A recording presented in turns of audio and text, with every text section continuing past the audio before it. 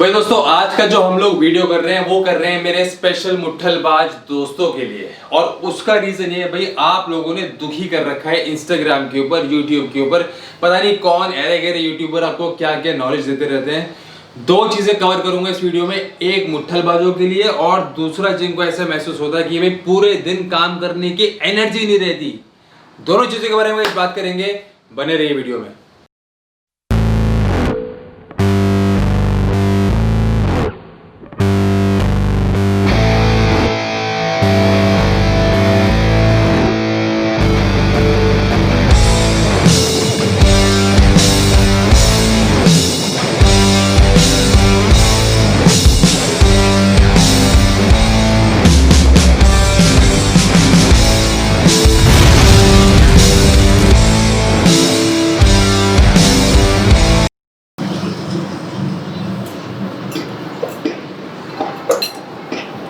Welcome back guys. सबसे पहले बात कर लेते हैं इसी बारे में जो मैंने आपको बताया कि जो मेरे मुट्ठलबाज दोस्त हैं जिन्होंने मेरा जीना मुश्किल करा हुआ है।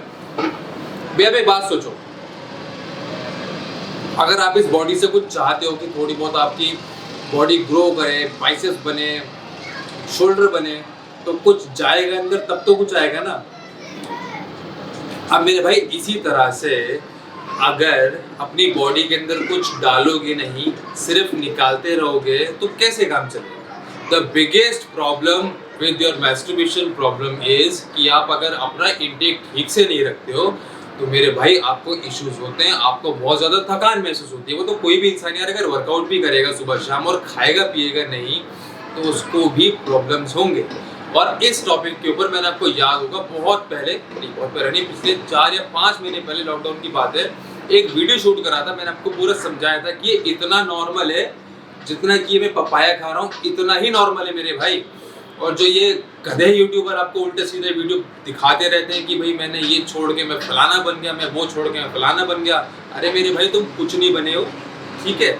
जो इंसान इस चीज़ को करने वो बहुत कुछ बने हैं। सो इसलिए इस टॉपिक को प्लीज़ मेरे भाई इसके बाद फुल स्टॉप लगा देना। अब गाइस इसके बाद बात करते हैं हम लोग थोड़ा सा कि आपको अगर लैक ऑफ एनर्जी रहती है उसको आप किस तरीके से सॉल्व कर सकते हैं। और अब गाइस बात करेंगे हम लोग मेरे उन दोस्तों से जिनको शिकायत रहती है वैसे ही लाइक अदरवाइज फ्रॉम मैस्टरबेशन।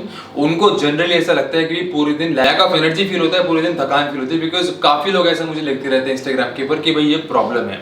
सारे के सारे गाइस इन्फॉर्मेशन जो रहेगी सारी की सारी रिसर्च बेस्ड है, अमेरिकन काउंसिल ऑन एक्सरसाइज से जो जहाँ से मैंने स्टडीज करे हैं उसके ऊपर सारी की सारी इन्फॉर्मेशन बेस्ड है। तो बहुत ध्यान से सुनिएगा। सबसे पहला गाइस जो रीजन हो सकता है वो होता है आपका lack of sleep.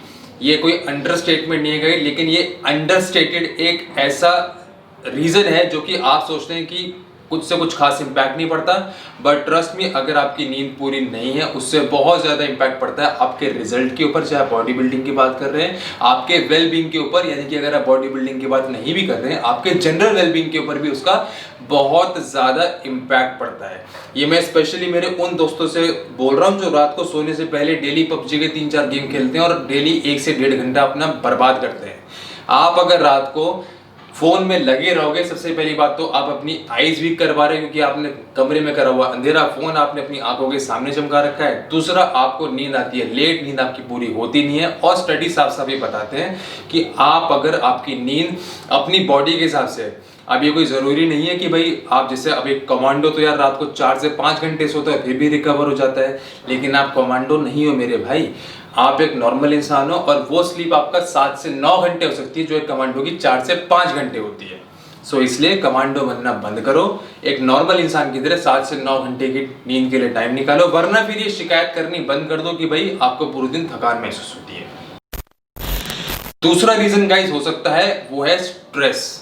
Stress guys आपकी बॉडी के ऊपर तरह तरीके के इम्पैक्ट डालता है, जिसमें कि वेट गेन भी एक इम्पैक्ट होता है और जो आपको थकावट महसूस होती है, लिथार्जिकनेस में जो महसूस होती है वो भी एक बहुत बड़ा रीज़न होता है।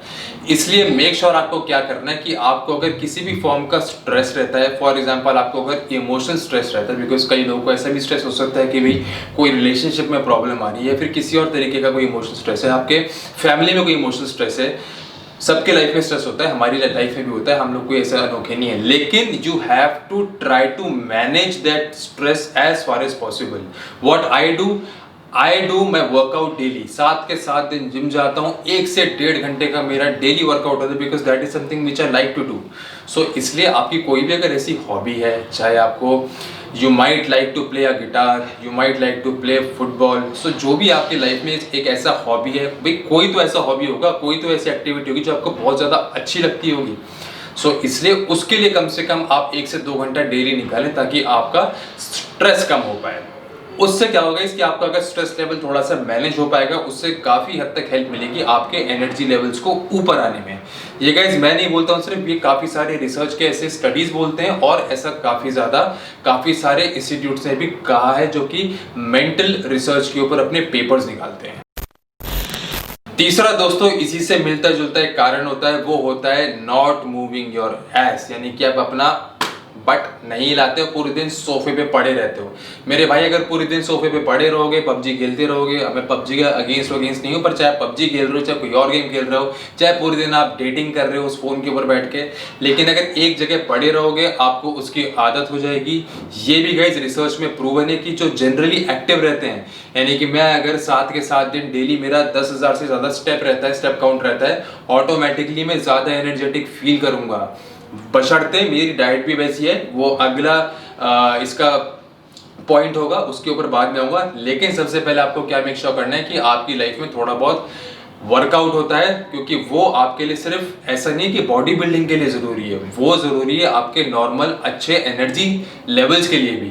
और आप कभी भी चीज़ को देख लेना कि जो बंदा काफ़ी ज़्यादा अपना वर्कआउट में इंटरेस्टेड रहता होगा, थोड़ा बहुत अपना अच्छा एक वर्कआउट करता होगा, चाहे किसी फॉर्म का स्पोर्ट खेल रहा है, चाहे जिम जा रहा है, चाहे भागने के लिए जा रहा है, उसके एनर्जी लेवल्स अच्छे खासे होंगे, बजाय उसके जो पूरे दिन घर में पड़ा रहता है, पूरे दिन सोफे पे लेटा रहता है और कुछ काम नहीं करता है।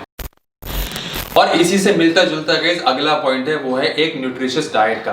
कितनी बार मैं आपको ये चीज समझा चुका हूँ, चाहे किसी भी फॉर्म का ट्रांसफॉर्मेशन हो, एक न्यूट्रिशियस डाइट लेनी कितनी ज्यादा जरूरी है। उसका रीजन गाइस ये, क्योंकि आप अगर एक न्यूट्रिशियस डाइट की बात करें तो उसमें आपको अच्छे खासे माइक्रोन्यूट्रिएंट प्लस मैक्रोन्यूट्रिएंट मिलते हैं, और उससे क्या होता है आपकी बॉडी का एनर्जी लेवल अच्छा खासा रहता है, हमेशा अप रहता है। This is what I do and this is what I recommend to my client as well. ये कीटो डाइट, ये फलाना डाइट, ढिमकाना डाइट, जो कि किसी न किसी फॉर्म के एक्सट्रीमिज्म को प्रमोट करते हैं, ऐसी डाइट से आपको दूर रहना चाहिए। पिछले वीडियो में मैंने कहा था, बहुत लोगों की सुलग गई थी, लेकिन वो एकदम प्रैक्टिकल चीज़ है। आप किसी ऐसे बंदे से पूछकर देखना जो कीटो फॉलो कर रहा हो बहुत टाइम से हो, कहीं ना कहीं आपको पता है कि हाँ, एक जो बैलेंस डाइट होती है और जो एक कीटो के अंदर आपके मील्स होते हैं, उसमें एनर्जी लेवल में कितना ज़्यादा इम्पैक्ट आता है। इसलिए मेक श्योर क्या कीजिए कि हमेशा एक हेल्दी प्लस न्यूट्रिशियस डाइट आप ले रहे हैं। और उससे क्या होगा, जो मैंने आपको इस वीडियो की स्टार्टिंग में बताया था कि आप अगर मैस्टरबेशन भी करते हो, उससे आपकी बॉडी के ऊपर उसका इम्पैक्ट नहीं आएगा मेरे भाई। अगला पॉइंट है guys, to limit your sugar and alcohol intake. आप सोच रहे हैं कि यार ये तो कुछ उल्टा नहीं हो गया, बिकॉज शुगर से तो आपको एनर्जी मिलती है। जी हाँ, बिल्कुल आपको शुगर से एनर्जी मिलती है, लेकिन आपको मिलते हैं आपके एनर्जी के स्पाइक्स, यानी कि वो आपको एक लॉन्ग टर्म सस्टेनेबल एनर्जी नहीं देती है शुगर, वो आपको देती है एक स्पाइक। जितनी जल्दी वो आपको एनर्जी का बूस्ट फील हुआ है, उतनी जल्दी वो नीचे भी आएगा। इसलिए आपको क्या करना है, ज़्यादा आर्टिफिशियल शुगर फॉर्म में जितने भी आपका शुगर होता है उसको अवॉइड करना है। आपको ज़्यादातर ऐसे कार्बोहाइड्रेट अपनी डाइट में इंक्लूड करने हैं जो आपको लॉन्ग टर्म सस्टेनेबल एनर्जी दें, जो कि शुगर नहीं होता है। इसलिए शुगर कम से कम आपको कंज्यूम करनी है अपने पूरे दिन की डाइट में। दूसरा है आपका guys alcohol intake. Yes, alcohol does make you feel drowsy. So मेरे ऐसे जो मेरे दोस्त हैं या फिर मेरे जो ऐसे सब्सक्राइबर हैं जो कि जिनका अल्कोहल इंटेक बहुत ज़्यादा होता है, एवरी अदर डे हो जाता है, yes you would feel lethargic the following day. कई बार हैंगओवर की वजह से, कई बार वैसे, तो एक जो मेंटल उसका इफेक्ट आता है अल्कोहल कंजम्पशन का, उसकी वजह से आपको थकान महसूस होती है। और उसको कम करने का एक ही वे आउट है, वो है आपका अल्कोहल इंटेक कम करना।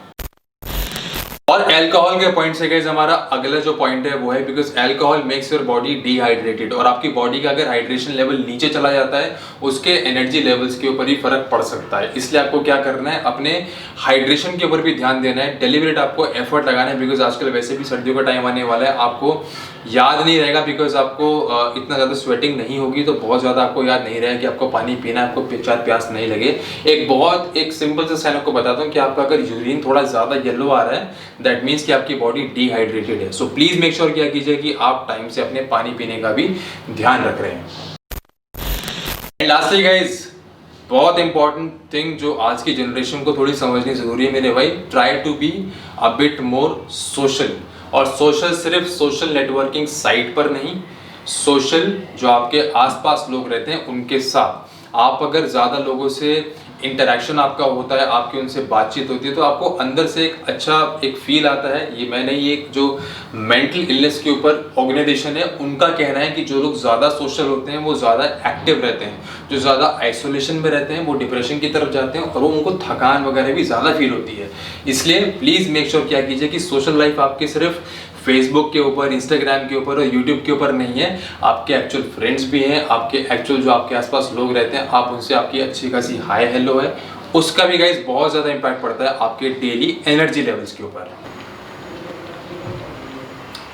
तो दोस्तों ये था हमारा आज का वीडियो ऑन मुट्ठलबाजी एंड लैक ऑफ एनर्जी। मेरे भाई फिर से उन भटके हुए नौजवानों को एक ही मेरा मैसेज है, इसके ऊपर डिपेंड करता है कि आपकी क्या सेहत रहेगी, क्या बॉडी रहेगी और मुट्ठीबाजी से आपको क्या रिजल्ट मिलेगा। फिर से बता रहा हूँ, 4-5 महीने पहले वीडियो करा था मैंने, उसको प्लीज़ देख लेना। जिनको लैक ऑफ एनर्जी का इशू था उनको मैंने सारे के सारे साइंटिफिक एविडेंस के साथ रीज़न बता दें और सॉल्यूशन बता दें। अब भाई आपकी बारी है to help us out to reach 100K। अगर अभी तक आपने चैनल को सब्सक्राइब नहीं कर तो सब्सक्राइब करना। एक बंदा कम से कम 5-5 कमेंट करके जाएगा इस वीडियो में, तभी पता चलेगा कि आप इस चैनल को कितना सपोर्ट करते हो। जितना ज़्यादा हो सके इस वीडियो को अपने इंस्टाग्राम और फेसबुक की स्टोरी पर लगाना, दोस्तों से शेयर करना। दोस्तों फिर मुलाकात होगी फिर किसी एपिसोड में। Thank you so much for watching this video. Cheers.